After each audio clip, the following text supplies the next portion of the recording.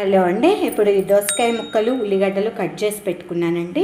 వీటితో మనం ఇప్పుడు సింపుల్గా పులుసు అంటే వేరే వేరే కూరలు ఉన్నప్పుడు లైట్గా ఒక పులుసో చారో పెట్టుకోవాలనుకున్నప్పుడు ఎక్కువ ముక్కలు లేకుండా సింపుల్గా ఎలా చేసుకోవాలో చూపిస్తున్నాను.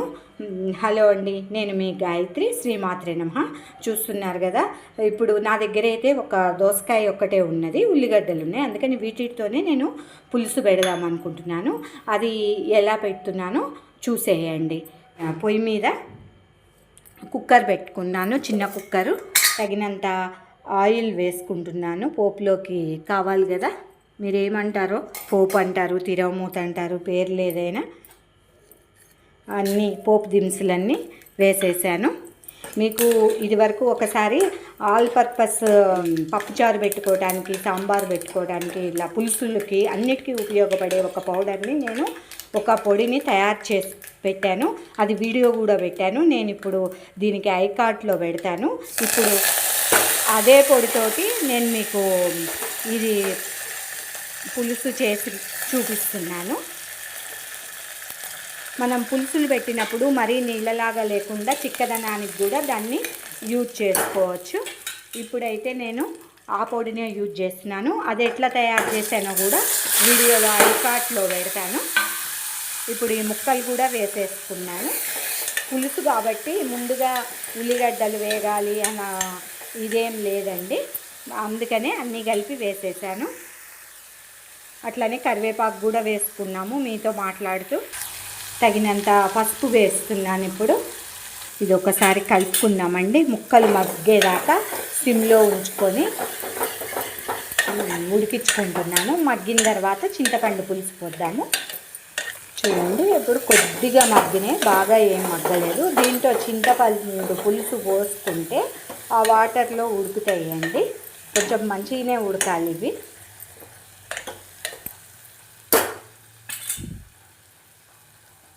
ఇప్పుడు ఆల్రెడీ నా దగ్గర తీసి పెట్టుకున్న చింతపండు పులుసు ఉన్నదండి, రసము. అందుకని అది పోసుకుంటున్నాను.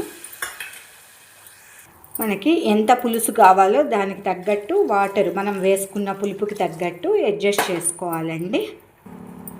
ఇప్పుడు దీనికి తగ్గట్టు సాల్ట్, నేనైతే అన్నిటికీ వాటర్ ఉండే వాటికి ఎక్కువ రాళ్ళు ఉప్పే ప్రిఫర్ చేస్తా అండి. ఉప్పు అయితే జాగ్రత్తగా చూసుకొని వేసుకోవాలి. సాల్ట్ తగినంత వేసేసాను. మనం ఆల్రెడీ పసుపు వేసుకున్నాము. ఇది బాయిల్ అయ్యేదాకా వెయిట్ చేయాలి. అలానే టేస్ట్ బ్యాలెన్స్ కోసం కొద్దిగా బెల్లం వేస్తున్నానండి, చాలు. ఇలా మసులుతోంది కదండి, మసిలేటప్పుడు ఇది నేను చేసి పెట్టుకున్న పౌడరు. ఇది ఎట్లా చేశానో నేను మీకు ఫుల్ వీడియో పైన ఐకార్ట్లో పెడతాను, చూడండి. మనకి ఎంత కావాలంటే అంత పౌడరు దీంట్లో వేసుకోవాలి, చూసి వేసుకోవాలండి. మరీ చిక్కగా అయినా మనం తినే కన్సిస్టెన్సీని బట్టి ఎలా బాగా చిక్కగా నచ్చుతుందా లేకపోతే పలచగా నచ్చుతుందా అనేది మన ఇష్టాన్ని బట్టి చూసుకొని వేసుకుంటే బాగుంటుంది. ఒక 2-3 కూరలు చేసుకున్నప్పుడు మరీ చిక్కగా కాకుండా కొద్దిగా పలచగానే ఉంటే బాగుంటుంది. చాలండి, నాకు ఈ కన్సిస్టెన్సీ చాలు. ఇది చాలా యూజ్ఫుల్గా ఉందండి. ఒక్కోసారి గబిక్కన సాంబార్ లాంటిది పెట్టాలన్నా కానీ అన్ని ముక్కలు వేసుకొని ఇది వేసుకుంటే బాగుంటుంది. నాకు చాలా నచ్చింది, నేనే చేసా. కానీ ఇంత యూజ్ఫుల్ ఐటము నాకు ఇన్నాళ్ళకి సాటిస్ఫాక్షన్ అనిపించింది. రెడీమేడ్వి కొనుక్కొచ్చుకునే బదులు మనమే ఇంట్లో ఇట్లా చేసుకుంటే, సాంబార్ మిక్స్లని అవని ఇవని కొనుక్కొచ్చుకునే బదులు చక్కగా ఉంటుందండి. చాలండి, ఇంకా అయిపోయింది ఈ పులుసు. బంద్ చేస్తున్నాను. నా వీడియోలు మీకు నచ్చినట్టయితే please like, share, comment please.